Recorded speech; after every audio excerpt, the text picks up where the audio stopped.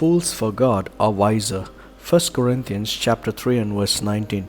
For the wisdom of this world is foolishness to God. As the scriptures say, he traps the wise in the snare of their own cleverness. Paul, as a Jewish scholar, thought he was a fine intellectual who challenged the ideas of Jesus and his resurrection.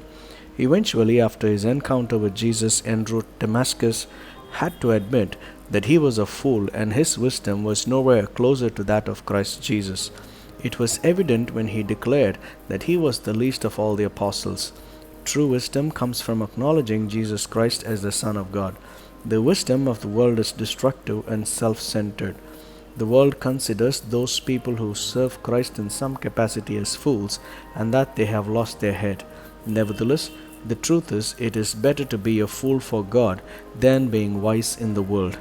Kindly lend your ears to an interesting incident that I read about an evangelist. A red-hot evangelist, dressed in a morning coat and striped trousers and wearing a topper, walked down a busy street in London one day. As he approached, people walking in the opposite direction from him read with amusement, smiles and jeers the words he had printed in large letters on a card fixed to the ribbon of his hat. The words were, "A fool for Christ's sake." When he passed, they turned to have another look at the man they thought to be a religious maniac, and could not help seeing the card on the back of his stopper, which read, "Whose fool are you?" May this same question linger in our minds.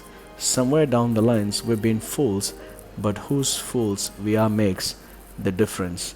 I prefer to be a fool for God. How about you? Fools for God are wiser. God bless you.